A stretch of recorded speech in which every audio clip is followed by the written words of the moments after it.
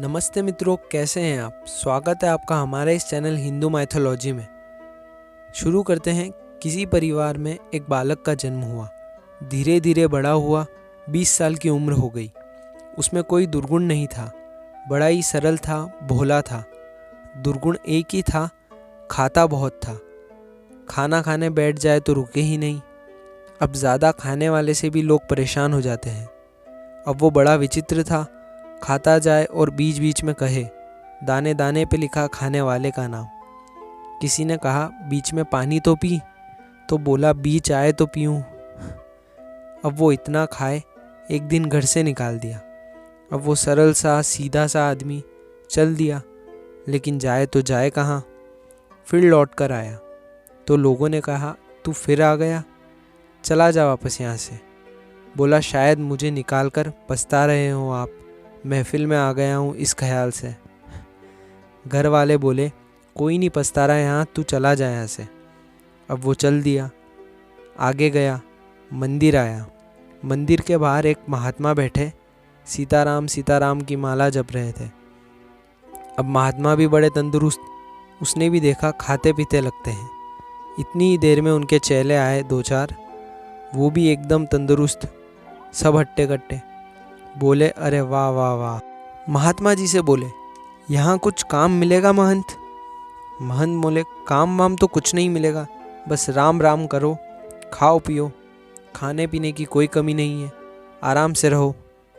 रहने लगा वहाँ। चेला बना लिया महात्मा ने, खूब खाए। महात्मा पूछे, इतना खाते हो तुम? बोले, बस आपकी कृपा है।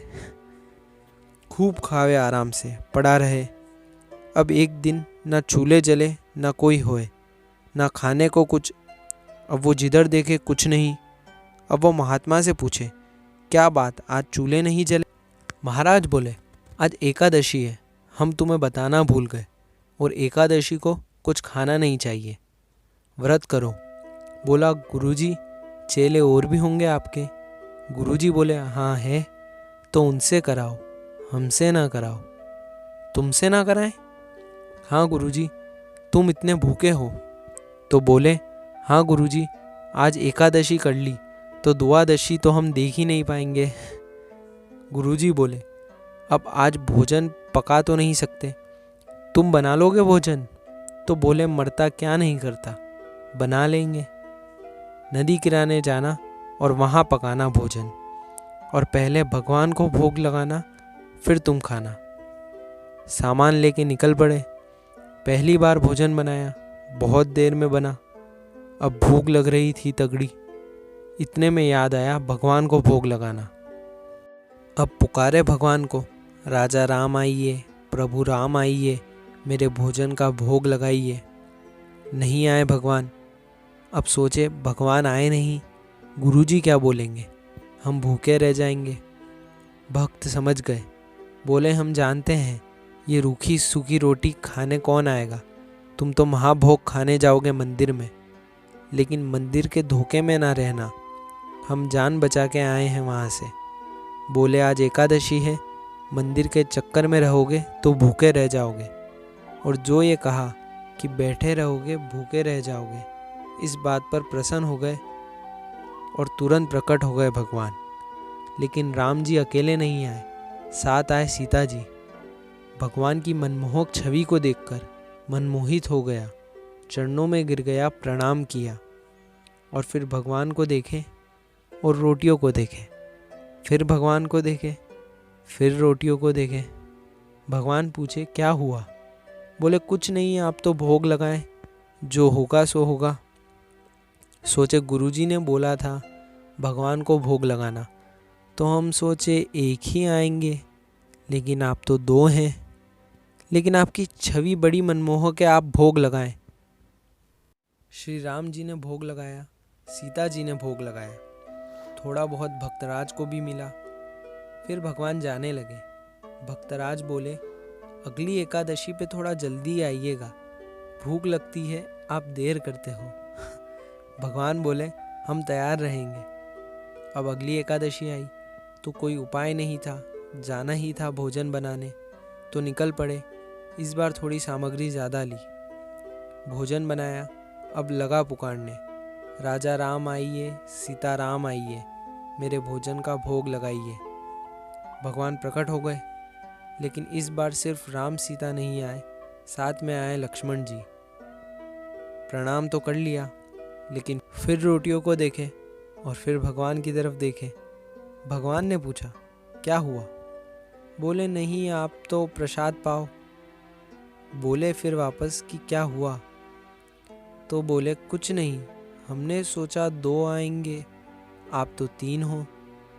तो पूछे भगवान, एक बात पूछें? हाँ पूछो। ये आपके साथ कौन है? बोले, हमारे भाई है, छोटे भाई है। बोले, अच्छा, एक बात बोले, बुरा मत मानिएगा।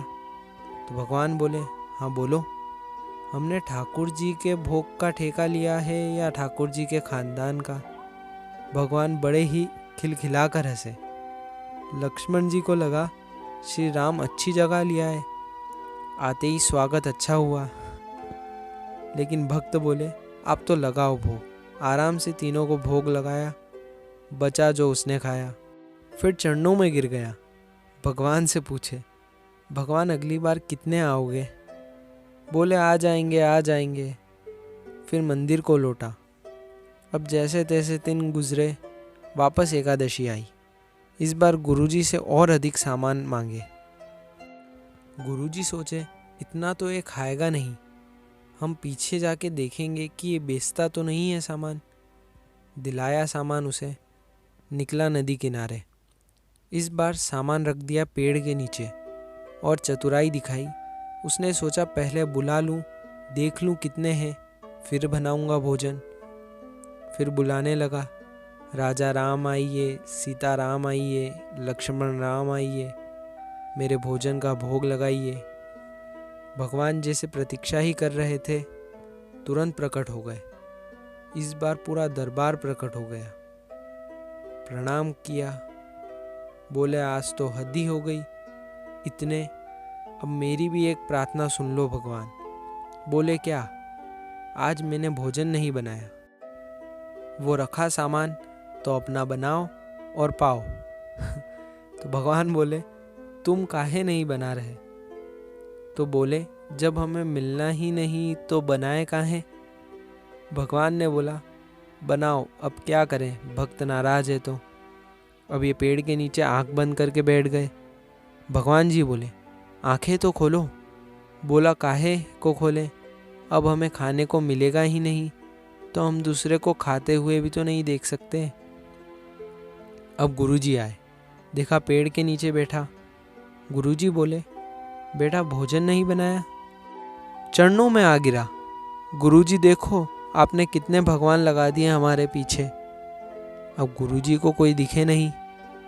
अब भगवान से बोले, हमारे गुरुजी को भी दिखो, नहीं तो ये हमें झूठा मानेंगे।